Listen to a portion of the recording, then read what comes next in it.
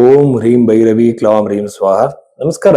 Usual ಆಗಿ ನಾನೊಂದು introduction ಹೇಳ್ತೀನಿ. ಏನಂತಂದ್ರೆ, ನಿಜವಾದ ಜ್ಯೋತಿಷ್ಯರು ಯಾರು? ಈಗ ನೋಡಿ, ಶನಿ ಗ್ರಹದ ಬಗ್ಗೆ, ಗುರು ಗ್ರಹದ ಬಗ್ಗೆ, ಗ್ರಹಣಗಳ ಬಗ್ಗೆ ಗಂಟೆಗಟ್ಟಲೆ ಮಾತಾಡುವಂತ ಜ್ಯೋತಿಷ್ಯರನ್ನು ನೋಡ್ತಾ ಇರ್ತೀರ. ಇವರು ಯಾವುದೇ ಒಂದು ಪದ್ಧತಿನ ಅನುಸರಿಸ್ಲಿ, ಅವ್ರು ಜಮೀನಿನೋ ನಾಡಿನೋ ಇನ್ನೊಂದೋ, ಬಟ್ ಏನ್ ಮಾಡ್ಬೇಕಂದ್ರೆ, ನಿಮ್ಮ ಒಂದು ಡೇಟ್ ಆಫ್ ಬರ್ತ್ ಟೈಮ್ ಅನ್ನು ಅವರಿಗೆ ಕೊಟ್ಟಾಗ ನಿಮ್ಮ ಲೈಫ್ ಅಲ್ಲಿ ಹಿಂದೆ ನಡೆದಿರೋ ಘಟನೆಗಳನ್ನ ಅವರು ಕೆಲವಾದ್ರೂ ಹೇಳ್ಬೇಕಾಗತ್ತೆ. ಘಟನೆಗಳಂದ್ರೆ ಎಕ್ಸಾಕ್ಟ್ ಘಟನೆ ಅನ್ನೋದಕ್ಕಿಂತ ನೋಡಿ, ಒಂದು ದಶಾ ಪೀರಿಯಡ್ ನಡೆಯುವಾಗ ಒಂದು ಟೆಂಡೆನ್ಸಿ ಅಂದ್ರೆ ಅದೊಂದು ಓವರ್ ಆಲ್ ಟ್ರೆಂಡ್ ನ ತೋರಿಸುತ್ತೆ. ಈ ಟೈಮ್ ಪೀರಿಯಡ್ ಅಲ್ಲಿ ಇಂತಹ ಘಟನೆಗಳು ನಡೆಯೋ ಸಾಧ್ಯತೆ ನಿಮ್ಮ ಜಾತಕದಲ್ಲಿ ಇತ್ತು ಅಂತ ಅವ್ರು ಪಿನ್ ಪಾಯಿಂಟ್ ಮಾಡಬೇಕು.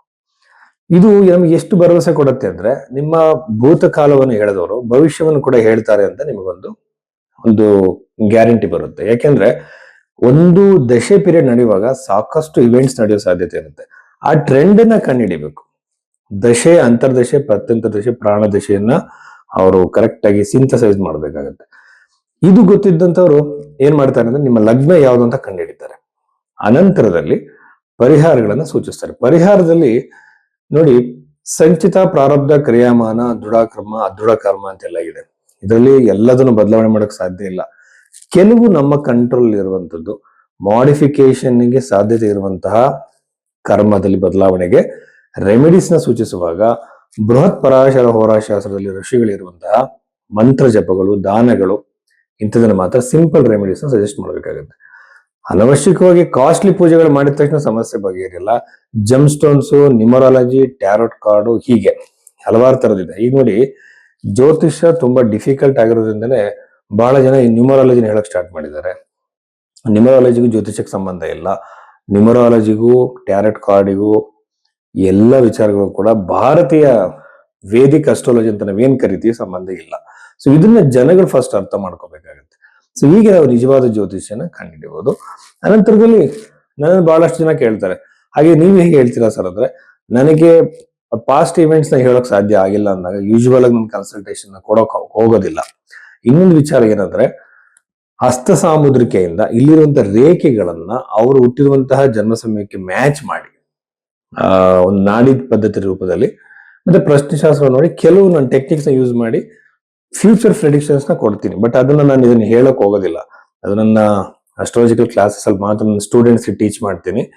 ಒಂದೊಂದು ಮೆಥಡಾಲಜಿ ಇದೆ, ಅದಕ್ಕೆ ನಷ್ಟ ಜಾತಕಂ ಅಂತಾರೆ. ಅದ್ರ ಬಗ್ಗೆ ಇನ್ನೊಂದ್ಸಲ ಮಾತಾಡೋಣ. ಇಷ್ಟು ವಿಚಾರಗಳನ್ನ ಗಮನದಲ್ಲಿ ಇಟ್ಕೊಳ್ಳಿ. ಜಾತಕ ಇಲ್ಲದೆ ಇದ್ದಾಗ ಹಸ್ತ ಸಾಮುದ್ರಿಕೆಯಿಂದ ಹೇಳ್ಬೋದು, ಅದು ಕೂಡ ಬಹಳ ಬಹಳ ವಿಶೇಷವಾಗಿರುವಂತದ್ದು. ಈ ರೀತಿಯಲ್ಲಿ ನಿಮ್ಮ ಜಾತಕವನ್ನು ತೋರಿಸಬೇಕಾಗಿದ್ರೆ ನೀವು ಭೈರವಿ ಆಸ್ಟ್ರೋದಲ್ಲಿ ನಿಮ್ಮ ಒಂದು ಕನ್ಸಲ್ಟೇಷನ್ ಬುಕ್ ಮಾಡಬಹುದು. ಸಾಕಷ್ಟು ಸಮಯ ತಗೊಂಡು ಜಾತಕವನ್ನು ನೋಡಿ ನಿಮಗೆ ನಿಮ್ಮ ಒಂದು ಭವಿಷ್ಯವಾಣಿಗಳನ್ನು ಕೊಡಲಾಗುತ್ತೆ. ಸಿಂಹ ರಾಶಿ 2026 ಏಪ್ರಿಲ್ ಈ ಒಂದು ಮಾಸ ಭವಿಷ್ಯದಲ್ಲಿ ನಾವು ಸಿಂಹ ರಾಶಿಯಲ್ಲಿ ಹುಟ್ಟಿದಂತವರಿಗೆ, ಜನಿಸಿದಂತವರಿಗೆ ಫಲವನ್ನು ನುಡಿಯುವುದಾದರೆ, ಬಹಳ ಮುಖ್ಯವಾಗಿ ನನಗೆ ಅನಿಸ್ತಿರುವಂತದ್ದು, ರಾಶಿಯಲ್ಲಿ ಇರುವಂತಹ ಕೇತು ಗ್ರಹವಾಗಿರುವಂತದ್ದು, ಪಾಪಗ್ರಹವಾಗಿರುವಂತದ್ದು ನಿಮಗೆ ವಿಪರೀತವಾದಂತಹ ತಲೆನೋವು, ಹೆಡ್ಡೇಕು, ಕಣ್ಣಿನ ನೋವುಗಳು, ಕಿವಿ ನೋವು ಈ ತರ ಕೊಡುವಂತ ಸಾಧ್ಯತೆ ಇರುತ್ತೆ. ಬಹಳ ಜಾಗ್ರತೆಯಿಂದ ಇರಿ. ಇದೆಲ್ಲ ಮ್ಯಾನೇಜಬಲ್, ಕಡಿಮೆ ಆಗೋಗುತ್ತೆ. ಬಟ್ ನಿಮ್ ಟೆಂಪ್ರರಿ ನಿಮ್ಮನ್ನ ಅದು ಡಿಸ್ಟರ್ಬ್ ಮಾಡಬಹುದು. ಸಪ್ತಮ ಭಾವದಲ್ಲಿರುವಂತಹ ಪಾಪಗ್ರಹಗಳು, 7ನೇ ಮನೆಯಲ್ಲಿ ಕುಜಗ್ರಹ ಇದ್ರೆ ಅದು ಏನಂತ ಹೇಳ್ತೀವಿ ಅಂತಂದ್ರೆ ಪಾಪಗ್ರಹ, ಅದು ಕುಜ ದೋಷ ಅಂತ ಹೇಳ್ತೀವಲ್ವಾ. ಹಾಗೆ ಪಾಪಗ್ರಹಗಳು 2-3 ಇರುವಂತದ್ದು ಕೆಲವರಿಗೆ ಸಂಬಂಧಗಳು ನೋಡ್ಕೊಂಡು ಹೋಗಿರ್ತಾರೆ. ಸಡನ್ ಆಗಿ ಅವರು ಯಾವ್ದು ಫೋನ್ ರಿಸೀವ್ ಮಾಡಲ್ಲ, ಅಥವಾ ಏನೋ ಒಂದು ರೀಸನ್ ಹೇಳ್ಬಿಡೋದು ಬೇಡ ಅಂತ ಹೇಳ್ತಾರೆ. ಆಮೇಲೆ ಎಂಗೇಜ್ಮೆಂಟ್ ಹೋಗೋಣ ಅಂತ ಹೇಳಿ ಸಡನ್ ಆಗಿ ಮನಸ್ಸು ಬದಲಾವಣೆ ಮಾಡ್ಕೊಂತಾರೆ. ನಾನಾ ತರದ ಅನಿವಾರ್ಯವಾಗಿ ಅಲ್ಲದೆ ಇರುವಂತದ್ದು, ಸಡನ್ ಆಗಿ ಆಗಿರುವಂತದ್ದು, ಹಠಾತ್ ಆಗಿ ಘಟನೆಗಳು ವಿವಾಹಿಕ ಜೀವನಕ್ಕೆ ಸಂಬಂಧಪಟ್ಟಂತೆ, ಮದುವೆಗೆ ಸಂಬಂಧಪಟ್ಟಂತೆ ನಡೆಯುತ್ತೆ. ಇದೆಲ್ಲದಕ್ಕೂ ನೀವು ಪ್ರಿಪೇರ್ ಆಗಿರಿ. ಇಷ್ಟು ದಿನ ಬಹಳ ಅನ್ಯೋನ್ಯವಾಗಿದ್ದ ದಂಪತಿಗಳಲ್ಲಿ ಏನಾದ್ರು ಒಂದು ಸಣ್ಣ ವಿಚಾರಕ್ಕೆ ಬಿರುಕು ಬರಬಹುದು. ಅವರಿಬ್ಬರ ಮಧ್ಯೆ ಒಂದು ಟ್ರಾನ್ಸ್ಪರೆನ್ಸಿ ಇಲ್ಲ ಅಂತ ಇನ್ನೊಂದು ವಿಚಾರಕ್ಕೆ, ಅದೊಂದು ದೊಡ್ಡ ಗಹನವಾಗಿರೋ ವಿಷಯನೇ ಅಲ್ಲ, ಅದಕ್ಕೆ ಕಿರಿಕಿರಿಗಳು ಕ್ರಿಯೇಟ್ ಆಗುವಂತ ಸಾಧ್ಯತೆಗಳು ಇರುತ್ತೆ. ಸೊ ಹೀಗಾಗಿ ಸಪ್ತಮ ಭಾವ ಅತಿ ಹೆಚ್ಚಾಗಿ ಡ್ಯಾಮೇಜ್ ಆಗಿರೋದ್ರಿಂದ ವೈವಾಹಿಕ ಜೀವನದಲ್ಲಿ ಕೇರ್ಫುಲ್ ಆಗಿರ್ಬೇಕು. ಬಿಸ್ನೆಸ್ ಪಾರ್ಟ್ನರ್ ಕೂಡ ಅಲ್ಲೇ ಬರ್ತಾರೆ. ಪಾರ್ಟ್ನರ್ಗಳ ಜೊತೆ ನೀವು ಬಿಸ್ನೆಸ್ ಮಾಡ್ತಿದ್ರಿ, ವ್ಯವಹಾರಗಳನ್ನ ಮಾಡ್ತಿದ್ರಿ, ಇಷ್ಟು ದಿನ ಅದು ಇರ್ಲಿಲ್ಲ, ಈಗ ಇದ್ದಕ್ಕಿದ್ದಂಗೆ ಇಬ್ಬರ ಮಧ್ಯೆ ಮನಸ್ತಾಪಗಳು ಬರಬಹುದು. ಸಪ್ತಮ ಅಂತಂದ್ರೆ ಒಂದು ಪದವಿ, ಹಾಗೆ ಸೋಷಿಯಲ್ ಮೀಡಿಯಾ ಕೂಡ ಅಲ್ಲೇ ಬರುತ್ತೆ. ಇಷ್ಟು ದಿನ ಚೆನ್ನಾಗಿರುತ್ತೆ, ಏನೋ ಒಂದು ನಿಮಗೆ ಕಾಂಟ್ರವರ್ಸಿ ಬಂದ್ಬಿಡುತ್ತೆ.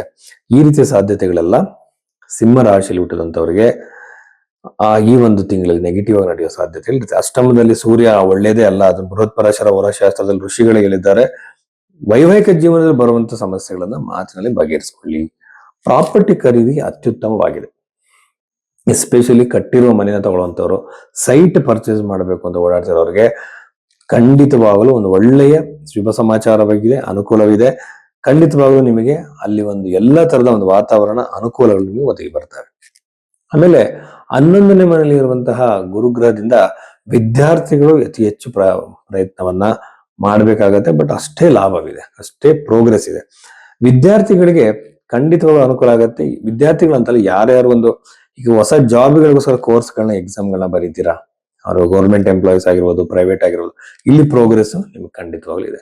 11ನೇ ಮನೆಯಲ್ಲಿರುವಂತಹ ಗುರುಗ್ರಹ ಅತಿ ಹೆಚ್ಚು ಲಾಭವನ್ನ, ಜ್ಞಾನದಿಂದ ತಂದು ಕೊಡೋ ಸಾಧ್ಯತೆ. ಟೀಚಿಂಗ್ ಪ್ರೊಫೆಷನ್ಸ್, ಪ್ರೊಫೆಸರ್ಗಳಾಗುವಂತವ್ರು, ಟೀಚರ್ಗಳಾಗಿರುವಂತವ್ರು ಯಾರ್ಯಾರು ಇದ್ದೀರಾ ಅವರೆಲ್ಲರೂ ಕೂಡ ಶುಭ ಸಮಾಚಾರ, ಉದ್ಯೋಗದಲ್ಲಿ ಪ್ರಗತಿಯನ್ನು ನೀವು ನೋಡ್ತೀರಾ.